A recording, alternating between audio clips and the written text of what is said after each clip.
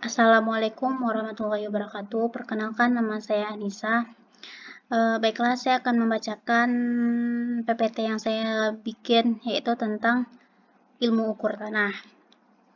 Yang pertama yaitu pengantar ilmu ukur tanah. A. Pengukuran tanah atau surveying. Pengukuran ialah seni penentuan posisi relatif pada di atas atau di bawah permukaan bumi berkenaan dengan pengukuran jarak-jarak, sudut-sudut, arah-arah baik vertikal maupun horizontal. Seseorang yang melakukan pengukuran disebut dengan surveyor. Tujuan pengukurannya yaitu menghasilkan ukuran-ukuran dan kontur di permukaan tanah. Yang kedua, persiapan gambar rencana atau plan atau peta, menarik garis batas tanah, mengukur luasan dan volume tanah, serta memilih tempat yang cocok untuk suatu proyek rekayasa. Gambaran rencana maupun peta merupakan representasi grafis dari bidang horizontal. Pertama berskala besar, sedangkan yang terakhir berskala kecil. Selanjutnya yaitu skala sebagai perbandingan tetap antara jarak lokasi di peta dengan di permukaan bumi. B. Instrumen survei di masa lalu. Sejarah perkembangan survei pengukuran tidak lepas dari ilmu-ilmu astronomi, astrologi, dan matematika. Mulanya, orang-orang Mesir, Yunani, dan Romawi menggunakan prinsip pengukuran surveying dan matematika untuk mematokkan batas-batas kepemilikan tanah, penempatan atau stakeout bangunan publik, pengukuran dan penghitungan luas tanah. Hubungan antara matematika dan ukur tanah nampak dari istilah geometri yang menurut bahasa Latin ialah pengukuran bumi dan geometronics digunakan pada pengukuran dan pemetaan.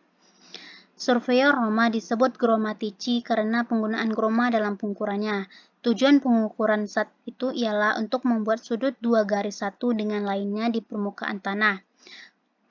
Corobets ialah nama yang diberikan pada instrumen speed datar. Teleskop ditemukan oleh Lippershey pada tahun 1670, berguna dalam hal peningkatan ketelitian dan kecepatan pengukuran. Vernier ditemukan oleh Pierre Vernier pada tahun 1631, digunakan sebagai alat bagian skala yang akurat. Pipsky ialah pengukuran sudut yang digunakan sebelum adanya teleskop. Instrumen tersebut dinamakan circumferentor. Draper dan Young pada tahun 1930 dari Amerika merancang instrumen pengukuran sudut yang dapat diputar pada sumbunya tanpa harus melepaskannya. Instrumen ini disebut transit, suatu istilah untuk teodolit yang teleskopnya dapat diputar 180 derajat terhadap sumbu horizontal sehingga posisinya berlawanan. Teodolit non-transit yang teleskopnya tidak dapat diputar 180 derajat. Transit atau teodolit merupakan instrumen yang digunakan untuk mengukur sudut-sudut horizontal dan vertikal. Keuntungan teodolit ialah lebih ringan, mudah dibaca sehingga mampu mendominasi keberadaan transit Amerika. Dasar fasilitas teodolit sebagai berikut. Yang pertama, teodolit Vernier sederhana. Yang kedua, teodolit mikrometer. Yang ketiga, teodolit optik glass. Dan terakhir, teodolit elektronik. Teodolit modern terbagi dua, yaitu tipe optik dan tipe digital. Teodolit ditemukan oleh Romer, seorang astronom Denmark pada tahun 1690. Sekarang, teodolit digunakan untuk mengukur sudut horizontal dan vertikal, membuat garis lurus, mengukur bearing, mengukur jarak horizontal dan vertikal, serta menentukan arah utara. C. Klasifikasi survei. A. Survei atas dasar akuransi. Survei planimetris.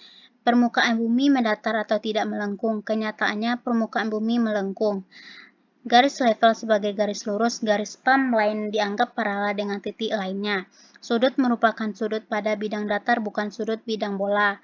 Yang ketiga, meridian melalui dua garis berupa garis paralel. Survei ini cocok bagi pengukuran yang tidak terlalu luas. Survei planimetris ini tidak digunakan untuk proyek-proyek luasan besar seperti pabrik-pabrik, jembatan, dam, kanal, jembatan layang, rel kereta, dan tidak juga untuk menentukan batas-batas. Yang kedua, survei geodetis. Memperhitungkan bentuk bumi yang melengkung dan melakukan pengukuran jarak dan sudut-sudut ketelitian tinggi. Diterapkan untuk lokasi yang luas. Perhitungan survei geodetis didasarkan pada ilmu yang mempelajari bentuk dan dimensi bumi, bagian dari prinsip-prinsip dan prosedur matematis untuk penentuan posisi titik di permukaan bumi. Survei geodetis menganggap garis yang menghubungkan dua titik berupa lengkungan. Survei geodetis digunakan untuk pengadaan titik-titik kontrol teknologi ruang angkasa atau Space Control Points. Selanjutnya akan digunakan untuk titik-titik ikat bagi titik minor pada survei planimetris. Selanjutnya, di Indonesia titik-titik ini diadakan oleh Badan Koordinasi Survei dan Pemetaan Nasional. B. Survei atau dasar metode penentuan posisi. Metode teristris dilakukan berdasarkan pengukuran dan pengamatan yang semuanya dilakukan di permukaan bumi. Metode ekstrateristris dilakukan berdasarkan pengukuran dan pengamatan dilakukan ke objek atau benda angkasa, baik kealamian, bumi, bintang, quasar maupun buatan satelit. Metode ekstrateristris yang dikenal selama ini yaitu astronomi geodesi, fotografi satelit, SLR atau Satellite Laser Ranging, LLR atau Lunar Laser Ranging, VLBI atau Very Long Baseline Interferometry, Transit atau Doppler, GPS Global Positioning System. C. Survei atas dasar instrumen. Yang pertama yaitu survei chain, dilakukan pada luasan yang sempit, terbuka, dan pekerjaan lapangan hanya dilakukan dengan pengukuran linear atau jarak-jarak dengan alat meteran. Kelemahannya yaitu survei sulit dilakukan pada tempat yang banyak hambatan. Direkomendasikan untuk perencanaan, pembangunan gedung, jalan, irigasi, serta saluran limbah. Yang kedua yaitu survei traverse, dilakukan untuk pengukuran yang melibatkan pengukuran jarak-jarak dengan meteran atau chin, arah-arah, dan sudut-sudut dengan kompas atau teodolit. Cocok untuk proyek-proyek besar seperti pembangunan waduk atau dam. Selanjutnya, survei ini identik dengan survei poligon karena alatnya yang digunakannya pun sama. 3. Survei tachymetry. Digunakan untuk survei yang menggunakan metode pengukuran jarak horizontal dan vertikal. Digunakan untuk lokasi sulit jangkau dalam melakukan pengukuran jarak horizontal langsung. Metode ini cocok untuk membuat kontur bagi pembangunan perumahan, bendungan, dan sebagainya. Keempat, survei penyipat datar atau leveling. Digunakan untuk survei pengukuran ketinggian vertikal relatif titik-titik dengan suatu sifat datar atau waterpass dan rambu. Perencanaan proyek konstruksi penting diukur kedalaman galian pondasi, transisi, dan uruguan. Yang kelima, plan tabling. Untuk pengukuran grafis yang dilakukan secara serentak antara pekerjaan lapangan dan plotting. Keuntungannya kecil, kemungkinan dijumpai data pengukuran tertinggal atau terlupakan. Kelemahannya tidak direkomendasikan pada medan beriklim lembab. Yang keenam, survei triangulasi. Dilakukan jika ada pengembangan wilayah, caranya ialah wilayah tersebut dibagi-bagi menjadi jaringan segitiga dan beberapa sisi diukur secara teliti yang disebut baseline. D. Survei atas dasar tujuan. Yang pertama, survei rekayasa, survei pertahanan, survei geologi, survei geografi, survei tambang, survei arkeologi, survei road. E. Survei atas dasar tempat, terbagi atas 4. Survei tanah, survei hidrografi, survei bawah tanah, dan survei udara. D. Kompetensi surveyor. Kemampuan minimal surveyor yang wajib dimiliki agar dapat bekerja dengan baik dan profesional, meliputi pengetahuan akademik, keterampilan teknis, dan karakternya. Hal penting yang harus dimiliki oleh seseorang surveyor adalah kemampuan bertahan bekerja di bawah tekanan alam dan tekanan fisik. Keselamatan kerja dan alat-alat survei juga merupakan hal yang harus diperhatikan. E. Praktik pengukuran dan catatan lapangan. Praktik di lapangan tidak mudah, bahkan sangatlah rumit. Oleh sebab itu, pelatihan kepada calon surveyor dilakukan dengan arahan yang baik, meliputi keseluruhan kompetensi metode lapangan, instrumen-instrumen yang terkait, dan pekerjaan-pekerjaan kantor. Seseorang surveyor yang baik bukan seseorang yang dapat melakukan pengukuran secara teliti, tetapi seseorang yang dapat memilih dan menerapkan pengukuran cocok dengan syarat-syarat ketelitian bagi tujuan pengukurannya. Catatan lapangan merupakan bagian penting yang perlu diperhatikan lebih. Pencatatan harus penyajiannya hasil-hasil pengukuran yang handal dan informasi-informasi lain yang ada di lapangan. Pencatatan harus dilakukan di lapangan, keabsahan, dan kehandalan. Catatan lapangan selalu disangsikan kecuali telah dituliskan pada waktu dan tempat ketika data ukuran itu diperboleh. Beberapa hal yang perlu diperhatikan dalam pencatatan lapangan. Dilarang melakukan penghapusan jika ada kesalahan, cukup dicoret dengan satu garis, kemudian data yang benar dituliskan di atas data aslinya. Penghapusan akan mengurangi keabsahan pada ukuran. Yang kedua, gunakan singkatan atau simbol supaya ringkas, tetapi pastikan petugas kantor mengerti maksudnya. Yang ketiga, pastikan indeks diisi nomor halaman atau halaman 2 dari 17. Hari, tanggal, nama surveyor, nama pencatat, instrumen yang digunakan, lokasi, dan cuaca yang mungkin mempengaruhi hasil ukuran. Yang keempat, tidak perlu lagu. Gunakan narasi untuk menjelaskan aspek-aspek penting dari proyek survei. Yang kelima, gunakan selalu sumber data asli dalam memulai dan mengakhiri survei. Pengecekan berbagai sumber data sangatlah berguna. Yang keenam, catat data sesuai dengan format formulirnya. Contoh, jika dikehendaki sudut defleksi yang diukur, jangan menulisnya melalui sudut kanan yang ditransformasi. 2. Prinsip pengukuran dan sistem referensi. A. Prinsip-prinsip pengukuran. Prinsip-prinsip ini digunakan mulai dari perencanaan awal sampai akhir pekerjaan. Prinsip-prinsip tersebut adalah bekerja mulai dari keseluruhan menuju bagian-bagiannya. B. Posisi suatu titik dapat diletakkan paling sedikit dengan pengukurannya. B. Bentuk bumi. Bumi berbentuk bulat pertama kali digagas oleh Pythagoras. Yang kedua, para ahli lain berpendapat bumi berbentuk kotak, bidang datar, atau silinder. Eratosthenes sebagai seorang pertama yang mengukur besaran bola bumi dengan hasil yang cukup ukuran pada era itu.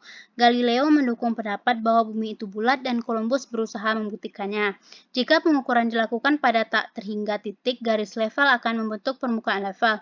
Permukaan level ini dinamakan geoid karena geoid merupakan permukaan ekuipotensial potensial gravitasi sembarangan.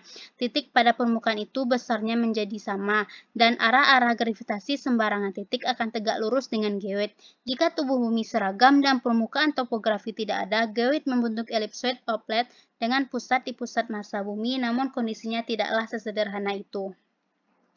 C. Sistem referensi. Menghitung posisi jarak dan arah di permukaan bumi, kita memerlukan kerangka referensi matematis.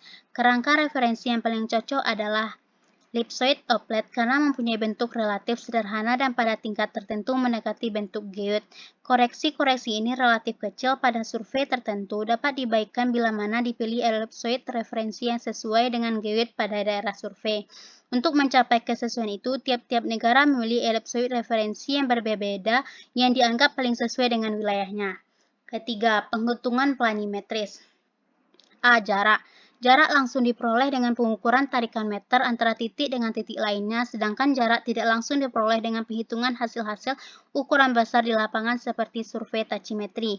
B. Asimut. Antara dua titik ialah besarnya sudut bearing yang dibentuk dari suatu referensi searah jarum jam sampai ke garis penghubung dua titik itu. Besarnya satuan asimut pada satuan derajat mulai dari 0 sampai 360 derajat. C. Sudut. Sudut horizontal dihitung dengan dua cara selih, dua bacaan horizontal dan selih dua asimut. Bacaan horizontal biasanya dari pengukuran teodolit, selain itu asimut didapatkan dari pengukuran dengan kompas atau haril, hitungan dua titik yang telah diketahui koordinatnya. D. Satuan sudut. Satu lingkaran sama dengan 360 derajat atau 2 pi radian sama dengan 400 gram. 1 radian 57,29577795 derajat. 1 radian sama dengan 3437 746772. 1 radian sama dengan 206264,8026. 1 derajat sama dengan 0,017453 radian. 1 koordinat. Pada sistem salib, sumbu kartesian dua dimensi setiap titik didefinisikan dengan absis X dan koordinat Y. Koordinat satu titik dihitung jika diketahui asimut dan jaraknya dari titik referensi.